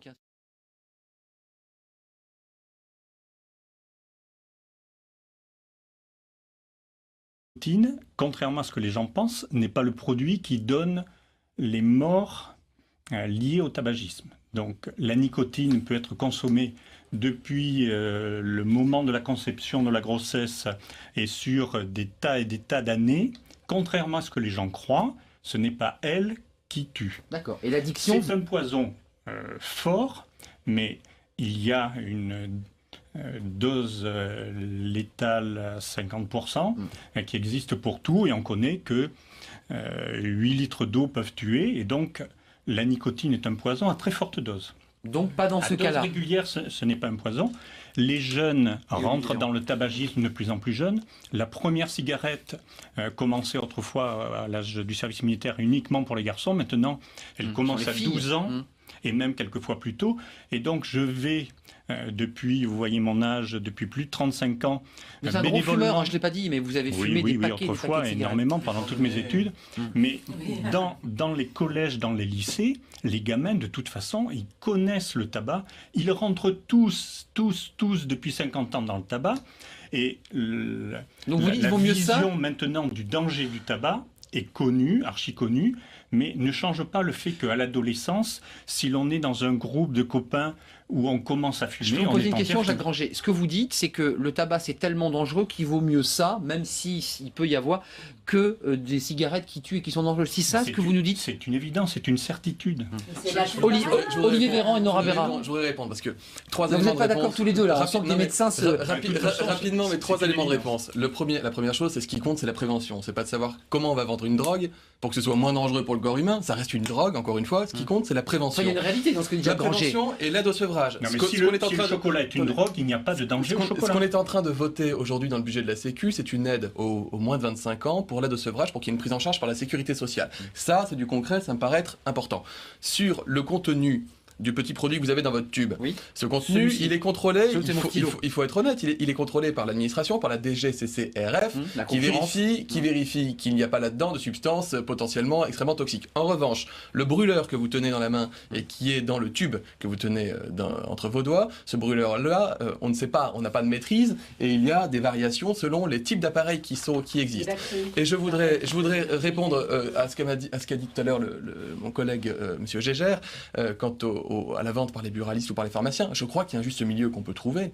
C'est qu'il ne faut pas laisser la vente de produits psychoactifs, de cigarettes électroniques, etc., entre toutes les mains. Je crois qu'il faut que les gens qui seront amenés à vendre ce type de produits à l'avenir disposent effectivement d'appui de l'État en matière de prévention de la consommation, en termes de promotion de ce qui peut être fait, mais éventuellement aussi bénéficier d'une formation et naturelle. Et ce n'est pas comme du chocolat. Juste avant de vous faire entendre ce petit son, on va l'entendre tout de suite parce que, comme on dit dans notre jargon, il est prêt. On va l'entendre parce que ce sont des personnes qui représentent la communauté, le collectif des vapoteurs, entreprises ou usagers. Écoutez-le, on en débat juste après. C'est important pour nous parce que c'est notre business. En fait, on a créé des boutiques, on a créé des emplois, on s'est investi dedans. On prodigue des conseils à nos clients, chose qu'en pharmacie, c'est un produit quand même assez technique. Les pharmaciens, ils ont déjà assez de choses à vendre pour s'amuser à vendre 150 saveurs de liquide, 15 batteries différentes. Donc c'est un marché que je pense qu'il faut personnellement que ce soit mis en boutique spécialisée. Voilà, la question du débat pharmacie, boutique spécialisée, parce que ça, c'est un vendeur qui a sa petite entreprise, qui vend des vapoteurs. Alors lui, il n'est pas favorable à l'idée de la pharmacie. Sur la question médicale, restons un tout petit peu sur le médical. Il y a 60 millions de consommateurs qui ont fait une étude, qui se sont intéressés aux produits, comme vous l'avez fait probablement. Alors, ils utilisent des mots très compliqués quand on n'a pas fait 10 ans de médecine. De l'acroléine et des métaux lourds, disent-ils. Vous confirmez qu'il y a ces produits, et c'est quoi l'acroléine? C'est dangereux ou pas, docteur? L'acroléine, c'est ce qui se libère quand on fait trop chauffer une casserole avec de l'huile. D'accord. Et donc dangereux ou pas? Mais c'est irritant. C'est irritant. Les métaux lourds, oui, sachez que c'est dangereux. Donc il n'y en a pratiquement pas. Donc à dose infime. Oui, par rapport à la fumée de cigarette. Par rapport à la cigarette. Mais voilà, c'est ça le problème. Mais non, mais il y a des fumeurs. Défendez-vous. Est-ce que ça n'est pas la solution? Ça n'est pas la solution puisque le Voilà, parce que je pense que Cyril Gégère est assez d'accord avec la même idée que obligatoirement prendre la parole. Il y a des fumeurs, je les vois, je les soigne, je vais dans les collèges, ils fument. C'est un fait. 34% fument à 18 ans. Mais vous imaginez, autrefois, on commençait seulement les garçons parce qu'on distribuait gratuitement les cigarettes au moment du service militaire. Et ensuite, les filles ont dit on est à égalité, donc on veut nous aussi pouvoir fumer. Et l'âge de début est de plus en plus jeune. Ça commence à 11 ans. À 12 ans, il y en a 7%. Et ensuite, 7% de plus par année d'âge. Jusqu'à 25 ans. Non mais attendez, concrètement, j'ai compris le diagnostic, vous l'avez déjà dit. Est-ce que cet petit objet peut être une substitution au tabac? C'est ça la question. 400 fois moins de danger avec ce produit-là, dit Donzenberg. Donzenberg dit... Professeur Donzenberg qui est spécialiste des questions. Qui est le référent en tabacologie et qui dit que lorsqu'il fait une étude pour rechercher chez les jeunes s'ils se tournent vers la cigarette électronique, pour moi, de toute façon, ils auraient moins de danger que s'ils se tournaient vers le tabac, ne se tournent vers la cigarette électronique que les jeunes qui sont déjà fumeurs. De ceux qui se tournent vers la cigarette, relisez son... Aujourd'hui, j'ai vu aussi une étude par les autorités américaines qui ont conclu au fait que 160 000 jeunes... Même rengaine, 25 à 30% des Européens vont continuer à fumer, commencer à fumer et continuer d'en mourir. 300 manifestants majoritairement français, venus avec une pétition de plus de 50 000 signataires. Si la cigarette électronique dérange, selon eux, c'est justement parce que son succès menace deux lobbies très influents au Parlement européen, tabac et industrie pharmaceutique. Que le chiffre d'affaires de la cigarette électronique en France a dépassé le chiffre d'affaires des substituts nicotiniques. On a l'industrie du tabac qui a perdu 8% de ses clients et ils sont tous en train de se dire merde, faut récupérer le marché. David contre Goliath. Selon la presse anglo-saxonne, les plus gros acteurs du tabac, Philip Morris en tête, auraient dépensé près de 100 millions d'euros pour influencer les parlementaires européens sur cette directive. Contacté par téléphone, le groupe n'a pas souhaité nous rencontrer mais confirme par un communiqué s'être engagé en faveur d'un durcissement de la législation sur la cigarette électronique. Au vu des développements technologiques et de leur potentiel en termes de santé publique, il est impératif que les autorités établissent un cadre réglementaire rigoureux qui régisse l'ensemble de ces nouveaux produits, et ce, y compris pour les cigarettes électroniques. Du coup, derrière les vapoteurs, d'autres industriels venus défendre une filière en plein essor. Plus de 200 millions de chiffres d'affaires et 3000 emplois créés rien qu'en France par la cigarette électronique. Bon nombre de politiques et d'institutionnels pensaient que la cigarette électronique et notamment le liquide appartenait au monde du tabac. Comme si le tabac distribuait aujourd'hui tous les liquides de France. C'est faux. Voilà, plus d'un liquide sur deux sont français, développés par des entreprises françaises. Santé publique et emploi, à quelques heures du vote, la campagne des vapoteurs semble avoir fait mouche. Face à eux, une eurodéputée britannique, auteure d'un amendement pour contrer cette classification en médicaments. Pour demain, je ne peux rien garantir, mais normalement, on doit avoir majorité parce qu'on est maintenant 3 groupes. Exactement. 40 000 signatures françaises. Oh. Ils sont pour l'autre quand même. Le lendemain, la victoire sera beaucoup plus large que prévu, malgré l'avis négatif de la députée en charge de la directive. Par 100 voix d'écart, la cigarette électronique ne sera pas un médicament. Qu'aurait changé ce statut? Blouse blanche et Charlotte, l'un des manifestants de la veille, nous ouvre les portes de son laboratoire en banlieue bordelaise. Ici, vous avez un petit peu le cœur du procédé, c'est-à-dire le conditionnement à façon. C'est là où on élabore vraiment les flacons sur mesure pour nos clients. Dans ces petits flacons vendus 6 € pièce chez les distributeurs, le carburant des cigarettes électroniques baptisé e-liquide. Ici, une quarantaine d'arômes naturels produits en France et le choix du dosage de nicotine. Au total, l'entreprise propose plus de 2300 références. Si le produit avait été considéré... Les gens vapotent et s'ils restent toujours dépendants, ils n'auront pas de bronchite chronique, ils n'auront pas d'effet vasculaire, ils n'auront pas d'AVC lié à ça. Et ils n'auront pas de cancer du poumon. Je vais simplement répondre vraiment une phrase, c'est-à-dire que les gens qui switchent totalement vers la e-cigarette réduisent leur risque cardiovasculaire. Oui. Ceux qui continuent à consommer les deux fumant moins, mais vapotant un peu plus. Ce qui est le cas de notre étude. Le risque cardiovasculaire n'est absolument pas abaissé. Et donc, finalement, on ne résout rien. Non, mais il y a un débat, effectivement, sur l'utilisation. Certains jouent les deux. Ils vapotent et continuent à fumer. Je l'ai dit. Patrick, rentrez dans le débat. Je ne sais pas si vous avez, comme ça, les fumées de notre vapoteur ou e-cigarette. Dites-nous, qu'est-ce que vous voulez nous dire? D'abord, je voudrais dire que je soutiens Monsieur Grangier. J'ai dit tout à l'heure, entre deux mots, il faut savoir choisir le moindre. C'est quand même une philosophie utile.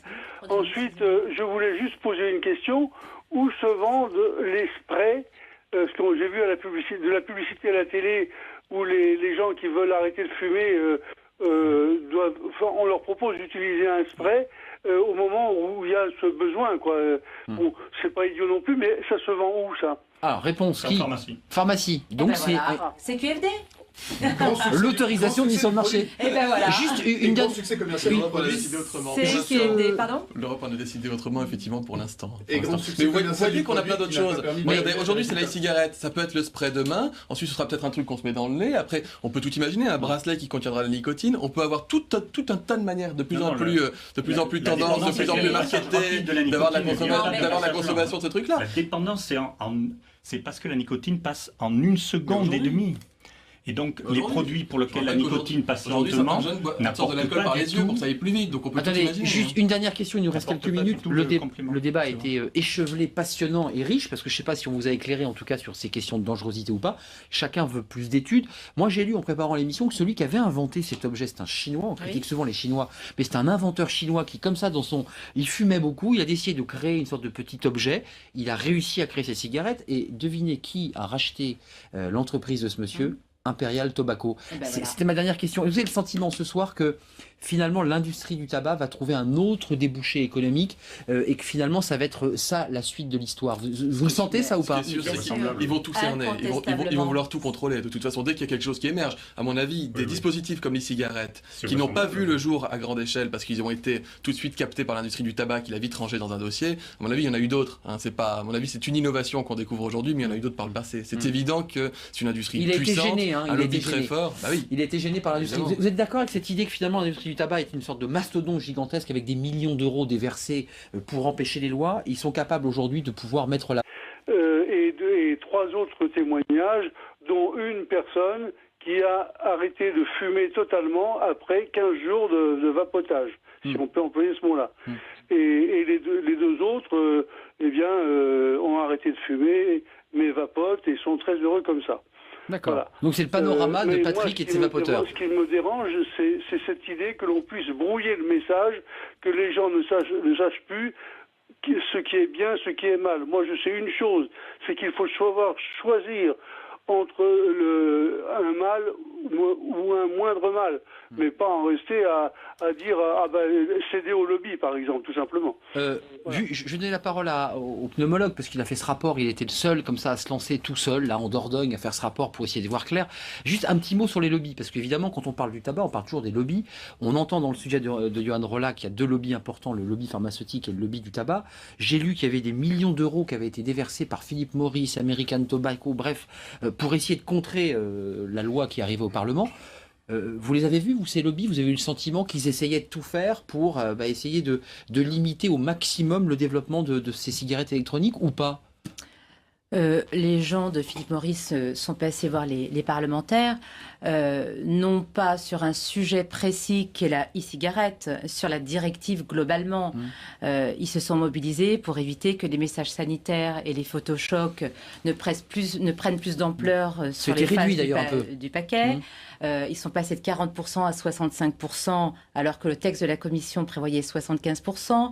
Les messages sanitaires de la même manière, sur la manière ça les gêne les e-cigarettes? Est-ce que vous avez le sentiment que Philip Morris et les gros du tabac commencent à être un peu inquiets par ces vapoteurs?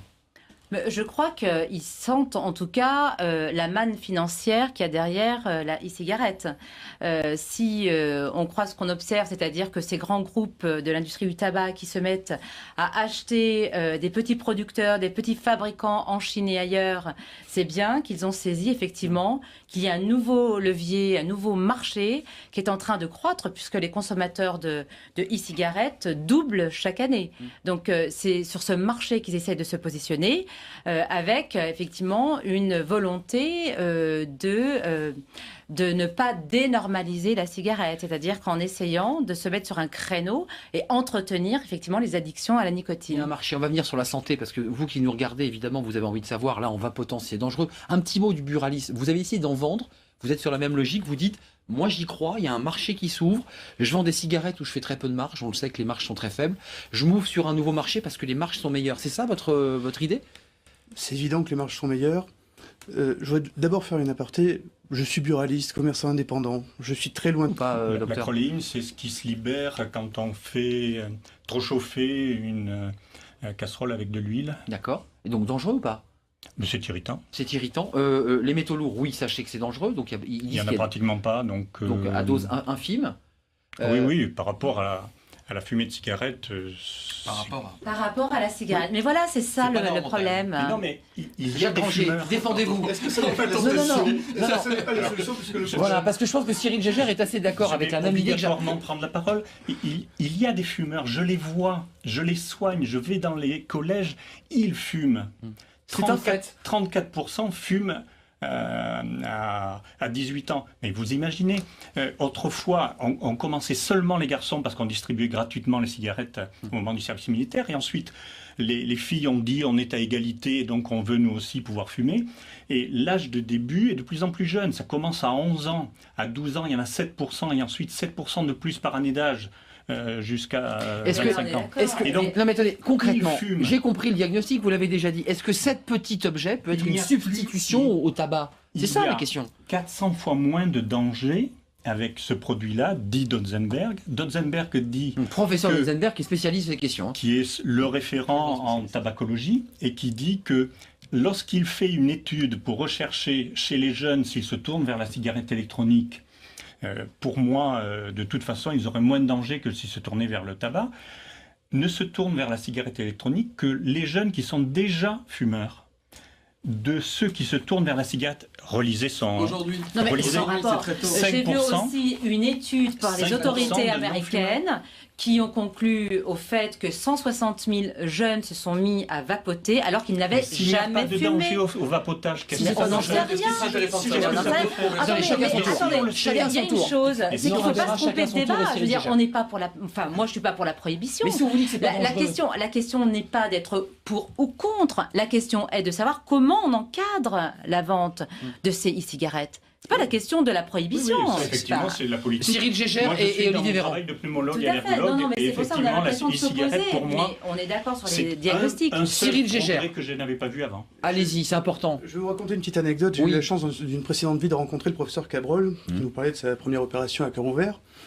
Et nous lui parlions des risques. Il nous racontait qu'un jour, on a mis sur le marché la pilule contraceptive, sans savoir si dans 4-5 générations, il y aurait des monstres qui naîtraient.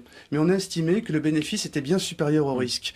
Aujourd'hui, la question est clairement de savoir si le développement de ces nouvelles générations de cigarettes est un bénéfice ou un risque. Et aujourd'hui, c'est pour ça que je disais à Nora Berra, est-ce que c'est le problème ou est-ce que c'est la solution? Mais c'est pour ça qu'il faut les études. Il faut absolument conduire les études. Versé par Philip Morris, American Tobacco, bref, pour essayer de contrer la loi qui arrivait au Parlement. Vous les avez vus, vous, ces lobbies? Vous avez eu le sentiment qu'ils essayaient de tout faire pour essayer de limiter au maximum le développement de ces cigarettes électroniques ou pas? Les gens de Philip Morris sont passés voir les parlementaires, non pas sur un sujet précis qu'est la e-cigarette, sur la directive globalement. Ils se sont mobilisés pour éviter que les messages sanitaires et les photochocs ne prennent plus d'ampleur sur les faces du paquet. Ils sont passés de 40% à 65%, alors que le texte de la Commission prévoyait 75%. Les messages sanitaires de la même manière, sur la manière dont ils sont... Ça les gêne, les e-cigarettes? Est-ce que vous avez le sentiment que Philip Morris et les gros du tabac commencent à être un peu inquiets par ces vapoteurs? Je crois qu'ils sentent en tout cas la manne financière qu'il y a derrière la e-cigarette. Si on croit ce qu'on observe, c'est-à-dire que ces grands groupes de l'industrie du tabac qui se mettent à acheter des petits producteurs, des petits fabricants en Chine et ailleurs, c'est bien qu'ils ont saisi effectivement qu'il y a un nouveau levier, un nouveau marché qui est en train de croître puisque les consommateurs de e-cigarettes doublent chaque année.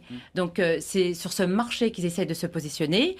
Avec effectivement une volonté de ne pas dénormaliser la cigarette, c'est-à-dire qu'en essayant de se mettre sur un créneau et entretenir effectivement les addictions à la nicotine. Il y a un marché, on va venir sur la santé, parce que vous qui nous regardez, évidemment, vous avez envie de savoir, là, en vapotant, c'est dangereux. Un petit mot du buralisme, vous avez essayé d'en vendre, vous êtes sur la même logique, vous dites, moi j'y crois, il y a un marché qui s'ouvre, je vends des cigarettes où je fais très peu de marge, on le sait que les marges sont très faibles, je m'ouvre sur un nouveau marché parce que les marges sont meilleures. C'est ça votre idée? C'est évident que les marges sont meilleures. Je voudrais d'abord faire une aparté. Je suis buraliste, commerçant indépendant. Je suis très loin des lobbyistes. C'est peut-être la première fois que je rencontre des députés en arrivant autour de cette table.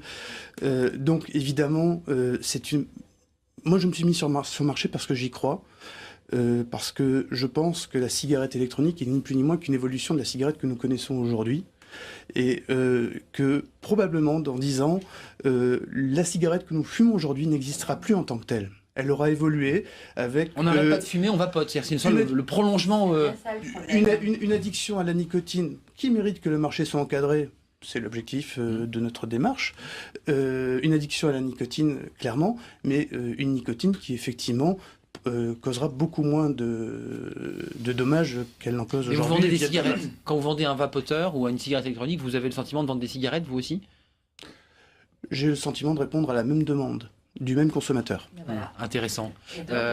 Rechercher, Olivier c'est Véran, celui-là. vous êtes médecin, vous travaillez sur ces questions sociales de santé. Non. Vous faire entendre. Allez-y, Nora Béra. Sur le sevrage, par exemple, sur la e-cigarette, et Que de je la tiens. vendre de façon comme un produit de consommation plutôt que de substitution d'ailleurs, quelque part, on n'en finit pas avec les comportements, justement. Avec les patchs, avec les gommes, on a une façon d'absorber le produit qui est différenciée par rapport à la cigarette. pas comme une cigarette. Ici, on entretient geste, la gestuelle, c'est ce que dit Jacques on Granger, entretient hein. les comportements, et c'est là l'effet pervers, parce que demain, par exemple, chez un buraliste, mais je ne veux pas stigmatiser les buralistes, mais c'est un fait, on va vendre des paquets de cigarettes, et juste à côté, Mais on s'arrête plus des facilement, Nora Béra, puisqu'on ne perd et pas des son geste. e-cigarettes, et c'est bien l'assimilation entre les deux, et on est bien, quelque part, en train de préparer le marché Nora de la Béra, cigarette. si on prend les Pardon, cigarettes- la cigarette de deuxième génération. C'est Ce sera cool dans tous les cafés pour les jeunes C'est de la 18 ans cigarette de d'avoir des deuxième cigarettes à la génération. main, Jacques Granger, avec j'ai un une truc interview à vous designer, faire. etc. Avec l'effet gadget. Jacques Granger, un Le petit côté mot. attractif du Avec gadget. la santé, la santé. Alors, Mais 18 ans, c'est un droit. Mais voilà le problème. Où la Ils ont le cigarette. droit de consommer de l'alcool, c'est pas pour autant qu'on encourage les jeunes à boire de l'alcool, vous comprenez? Voilà. Et Jacques c'est bien- Granger, c'est bien pour ça que j'adhère complètement. J'adhère complètement à la restriction de la publicité et de la Ne vente. perdons pas de vue qu'une pratique Chacun de son tour. consommation d'une substance psychoactive reste une pratique addictive et pas une pratique normale et Jacques naturelle. Et Granger, ce n'est pas comme du chocolat. juste avant de vous faire entendre ce petit son, on va l'entendre tout de suite parce que comme on dit dans notre jargon, il est prêt, on va l'entendre parce que ce sont des personnes qui représentent la communauté, le collectif des vapoteurs, entreprises ou usagers. Écoutez-le, on en débat juste après. C'est important pour nous parce que c'est notre business. En fait, on a créé des boutiques, on a créé des emplois, on s'est investi dedans. On prodigue des conseils à nos clients, chose qu'en pharmacie, c'est un produit quand même assez technique. Les pharmaciens, ils ont déjà assez de choses à vendre pour s'amuser à vendre 150 saveurs de liquide, 15 batteries différentes. Donc c'est un marché que je pense qu'il faut personnellement que ce soit mis en boutique spécialisée. Voilà, la question du débat pharmacie, boutique spécialisée, parce que ça c'est un vendeur qui a sa petite entreprise qui vend des vapoteurs. Alors lui, il est pas favorable à l'idée de la pharmacie. Sur la question médicale, restons un tout petit peu sur le médical. Il y a 60 millions de consommateurs qui ont fait une étude, qui se sont intéressés aux produits, comme vous l'avez fait probablement. Alors ils utilisent des mots très compliqués quand on n'a pas fait 10 ans de médecine. De l'acroléine et des métaux lourds, disent-ils. Vous confirmez qu'il y a ces produits, et c'est quoi l'acroléine? C'est dangereux ou pas, La docteur? choléine, c'est ce qui se libère quand on fait trop chauffer une casserole avec de l'huile. D'accord. Et donc dangereux ou pas? Mais c'est irritant. C'est irritant. Les métaux lourds, oui, sachez que c'est dangereux. Donc Il n'y en a pratiquement pas. Donc à dose infime. Oui, par rapport à la fumée de cigarette. Par rapport à la cigarette. Mais voilà, c'est ça le problème. Mais non, mais il y a Jacques des Granger, fumeurs. défendez-vous. Est-ce que ça n'est pas la Non, solution? non. Ça n'est pas la solution puisque le Voilà, parce que je pense que Cyril Gégère est assez d'accord avec la même idée que Jacques. obligatoirement prendre la parole. Si on peut imaginer que ça va être plus compliqué, c'était aussi l'objet pour le tabac, de limiter les lieux, donc de limiter la consommation. Vous dites quoi? Pharmacie possible, mais on nous laisse les vendre, ou on bascule tout sur la pharmacie? Et auquel cas vous perdez un petit marché qui est plutôt rentable. Aujourd'hui, la vraie question, c'est est-ce que les pharmaciens ont réussi à lutter contre le tabagisme? Est-ce que l'acte d'entrer dans une pharmacie n'est déjà pas un traumatisme pour une personne qui cherche à améliorer sa condition de Les fumeur? Nicorette, ça marche plus, ça se vend plus. Est-ce que aujourd'hui, si on arrive à améliorer la problématique santé liée à la cigarette, on a besoin d'aller en pharmacie. Vous parliez d'un produit réglementé, d'un produit dont la vente est réservée aux majeurs, dont la publicité est excessivement encadrée. Excusez-moi de le dire, il y a une profession réglementée, ce sont des commerçants réglementés, ça s'appelle des buralistes. Donc pas besoin d'aller chez le pharmacien. Non, mais il n'y aura pas de surveillance justement des effets indésirables et de l'impact sur la santé. Olivier Véran, c'est pas sévère finalement parce que tout doucement on assimile ce produit à la cigarette. Et ben voilà, c'est bien le but recherché par les industriels. Et ben voilà. Ça s'appelle une cigarette, si je peux me permettre. Et ben voilà, c'est la question que je voulais poser. Le docteur Granger Non, disait. il y a des petits distributeurs pour l'instant. Il y aura, à coup sûr. Non, mais pour l'instant, le succès, c'est fait avec des petits distributeurs. Ça reste très petit. Je pense qu'il ne faut pas non plus négliger l'effet mode. Parce que vous parliez tout à l'heure. Vous pensez que ça va chuter? Écoutez, je ne sais pas si ça va chuter, je ne suis pas devin. Mais ce que je sais, c'est qu'il y a 15 ans, on parlait des gommes à mâcher, ensuite on a parlé des patchs Ça s'est effondré. qui se vendaient beaucoup. Imaginez qu'on ait... Et là je vous dis attention, mais c'est au niveau de l'emploi que je dis attention, parce que imaginez qu'il y ait poussé comme des champignons à l'époque des distributeurs de Nicorette ou des distributeurs de patchs. Aujourd'hui, ce serait quand même un petit peu compliqué pour la reconversion professionnelle. Donc faisons attention. Moi je crois qu'il y a un juste milieu entre la grande surface et la pharmacie. Je crois qu'aujourd'hui, les pharmacies n'ont pas le droit légalement de vendre ce dispositif. Je ne suis pas gêné à l'idée que les buralistes puissent vendre des cigarettes. La question, c'est est-ce qu'il faut qu'il y ait un monopole? Est-ce que ça montre bien ce qu'on veut dire? Est-ce qu'on est dans une optique de remplacer la cigarette par l'e-cigarette en termes de sevrage, d'aide au sevrage, d'accompagnement, ou est-ce qu'on est en train de remplacer une pratique addictive par une autre? Si c'est une pratique addictive par une autre, c'est dans un bureau de tabac. Si on a une optique de sevrage progressif, mais pas forcément la pharmacie. Ou un autre espace. Des distributeurs agréés, dont les bureaux de tabac pourraient faire partie, avec de l'aide à la promotion, à la campagne de prévention des risques d'addiction, le suivi des jeunes, et puis effectivement, je suis d'accord avec Nora Berra, des études de suivi scientifique, avec des études un peu plus importantes, et surtout sur du long cours. Un médecin dans 10 ans, dans 15 ans, dans 20 ans. Mais je ne parle pas de l'étude de... sérieux, Jacques Granger, quand même, il a fait ça. Je parle des études de Nouvelle-Zélande.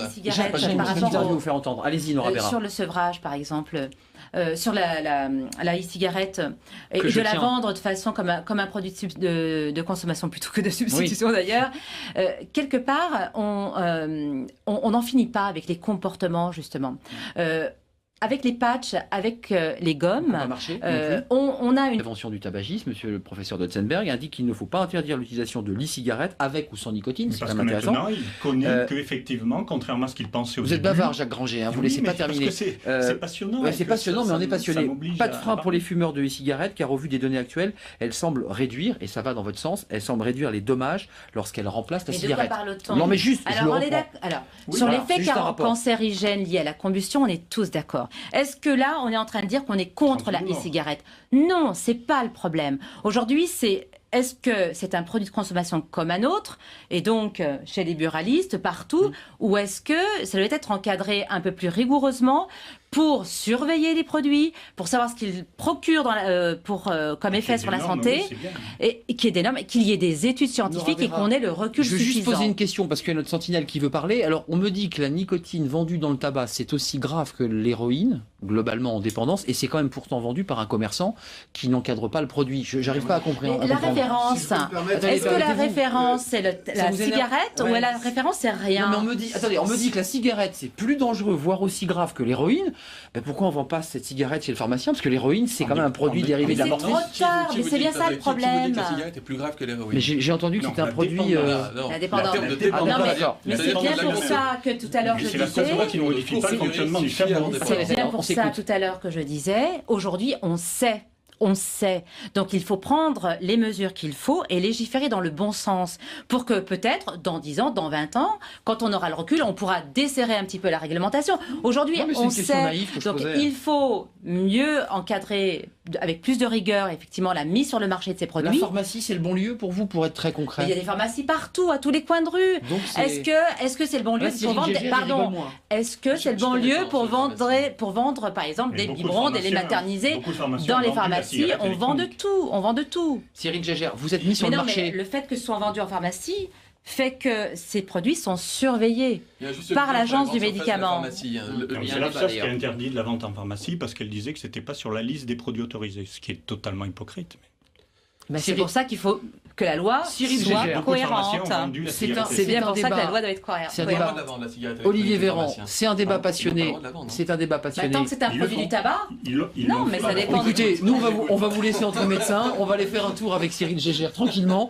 On va vapoter tranquillement dehors. Cyril Gégère, ça vous a pas plu, mais il y a quand même ce débat qui va probablement être tranché sur la façon dont on utilise ce produit, les lieux où on est autorisé à vapoter. Ça va être un vrai sujet parce que si on l'interdit dans les lieux publics, là aussi, on peut imaginer que ça va être plus compliqué. C'était aussi l'objet pour le tabac, de limiter les lieux, donc de limiter la consommation. Vous dites quoi? Pharmacie possible, mais on nous laisse les vendre, ou on bascule tout sur la pharmacie? Et auquel cas, vous perdez... juste une date. Succès commercial. L'Europe a décidé autrement.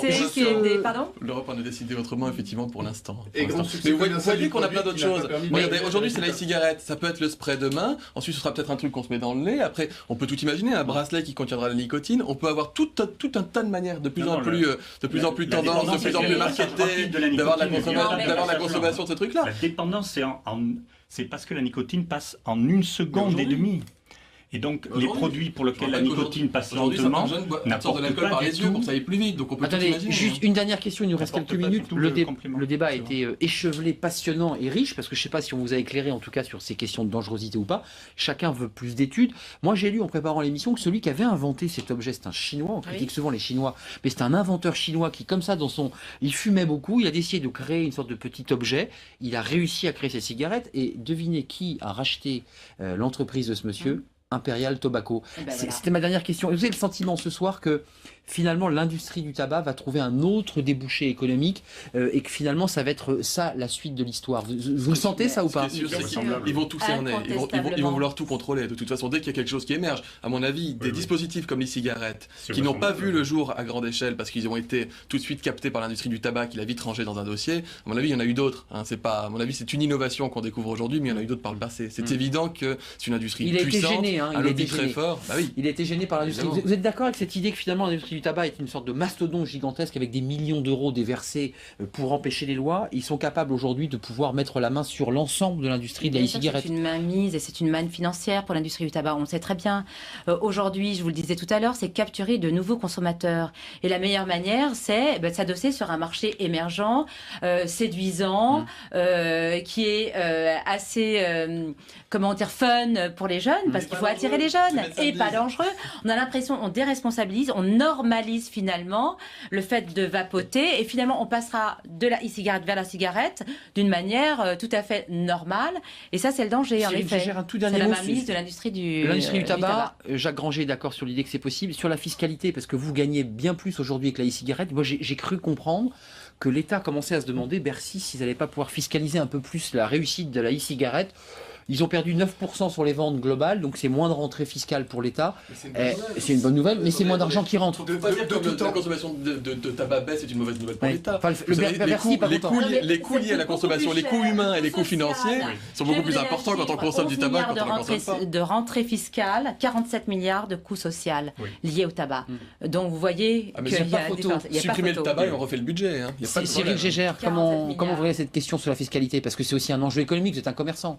Je la crains, clairement, oui, je suis commerçant et l'objectif pour moi c'est de dire, voilà, c'est un produit qui doit être complètement réglementé et... Nicotine. Alors, dans la fumée de cigarette, il n'y a pas en dépendance en produit addictif que la nicotine. Il y a beaucoup d'autres produits. Bien sûr, mais la nicotine qui est le plus... Vous avez réagi tout à l'heure quand j'ai présenté ce vapo, j'ai dit c'est dangereux ou pas? C'est dangereux ou pas, selon vous? Je vais reprendre un peu le fil de la directive. Le temps est venu de réviser la directive tabac au niveau européen, avec un objectif affiché. Lequel était-il? C'était d'essayer de rendre le tabac moins attractif pour les jeunes. La cible, ce sont les jeunes. Et donc, tout l'objectif, c'est de ringardiser la cigarette pour éviter effectivement cette croissance de consommateurs chez les tranches d'âge des adolescents. 35. Pardon, je remets les choses dans un contexte. La e-cigarette s'est imposée dans le débat. Personne n'était préparé justement pour positionner la e-cigarette. Ça a pris tout le monde de court. Parce que pour moi, ça existait depuis des années et moi je connaissais, alors que je ne suis que petit pneumologue et allergologue local, donc c'est invraisemblable que pour la chose principale, dit l'OMS et le ministère de la Santé en France dit la même chose, c'est la cause principale de décès évitables dans le monde. La cause principale de décès évitables par le monde. Moi, j'ai réussi à faire une étude alors que je ne suis rien et aucune étude officielle n'a été faite. C'est bien ça le problème. C'est ce que je suis en train d'expliquer. C'est-à-dire que tous les pouvoirs publics et le législateur de surcroît essaie de faire avancer la question de la protection des consommateurs, et c'est un véritable enjeu de santé publique, on est tous d'accord pour faire ce constat-là. Comment on s'y prend? Donc aujourd'hui, la cigarette électronique, on s'est beaucoup interrogé, ça fait l'objet de nombreuses controverses. Est-ce que c'est un dispositif médical?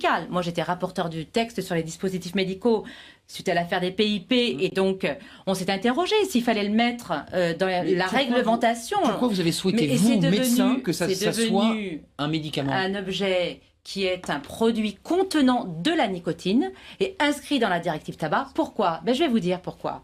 Parce que justement, précisément, en réponse à M. Granger, c'est qu'on ne sait rien du devenir des substances qui composent bien ce liquide dans ces cartouches-là. On ne sait pas ce que ça va procurer dans l'organisme. Donc ce qu'on voit ici de liquide, là, Excusez-moi, ce liquide, effectivement, il y a de la nicotine et il y a d'autres substances adjuvantes qui sont associées. Donc prudemment, vous dites attention, ça peut être dangereux. Oui, parce qu'on ne sait pas ce que ça va devenir à l'avenir. Et moi, je vais vous dire, on n'était pas là, on ne savait pas comment réglementer l'arrivée du tabac. Le tabac, la cigarette est arrivée dans les tranchées en 1914, on a distribué des cigarettes comme ça. À ce moment-là, on ne savait pas qu'il fallait réglementer et que ça allait entraîner des morts, 72 000 morts. Attendez. En plus, voilà, il y avait un message qui était complètement inverse. Aujourd'hui, on a les outils législatifs, on sait comment appréhender justement des objets, des produits dont on ne connaît pas justement